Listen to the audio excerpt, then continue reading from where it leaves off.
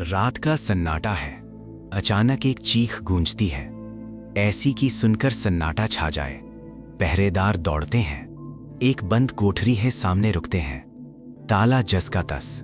दरवाजा खुलता है। अंदर कोई नहीं, बस कुछ अजीब निशान और दीवारों पर खरोंच।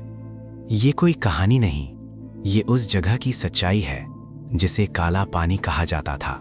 19वीं सदी का अंत। अंग्रेजी हुकूमत अपने खिलाफ उठने वाली हर आवाज़ को दबाना चाहती थी। जो लोग उनके लिए खतरा थे, उन्हें भेजा जाता था समुद्र के बीच एक दूर जगह, अंडमान निकोबार। वहीं बनी एक जेल, सेल्युलर जेल। काला पानी सिर्फ एक नाम नहीं, एक डर था। जो वहां गया वो समाज से कट गया, मानो उसका अस्तित्व ही खत्म हो गया हो। 1896 से 1906 के बीच इस जेल का निर्माण हुआ। इसे इस तरह बनाया गया था कि हर कैदी पूरी तरह अकेला रहे। एक केंद्रीय टावर और उससे निकलती 7 लंबी इमारतें। हर कोठरी में सिर्फ एक इंसान, न कोई बात, न कोई सहारा, बस सन्नाटा। सोचिए, दिन और रात का फर्क मिट जाए और इंसान धीरे धीरे खुद में ही सिमटने लगे। लेकिन सजा यहीं खत्म नहीं होती थी। कैदियों से बेहद कठिन काम करवाया जाता था, जैसे तेल निकालने वाला कोल्हू चलाना। जिस काम के लिए बैल लगाए जाते हैं, वो यहाँ इंसानों से करवाया जाता था। घंटों तक बिना रुके। थकने पर सजा, रुकने पर सजा। खाने के नाम पर बहुत कम मिलता था, लेकिन काम पूरा करना जरूरी था।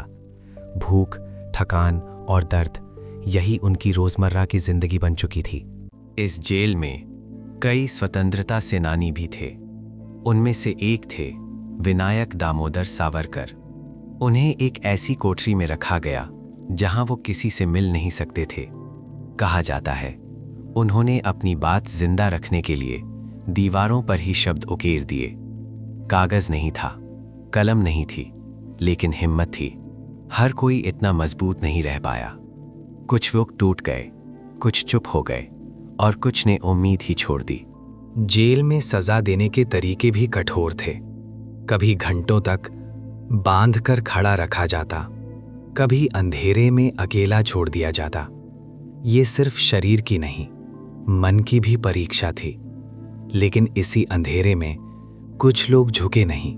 उन्होंने विरोध किया, भूख हड़ताल की।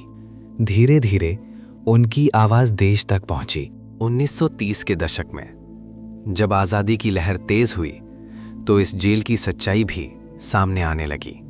दबाव बढ़ा और कुछ कैदियों को रिहा किया गया। लेकिन सवाल आज भी वही है, क्या वो सच में आजाद हुए थे? शरीर से शायद हाँ, लेकिन जो उन्होंने सहा वो उनके साथ हमेशा रहा। आज जब लोग सेल्युलर जेल जाते हैं तो एक अजीब सा सन्नाटा महसूस होता है, जैसे दीवारें अब भी कुछ कहना चाहती हों।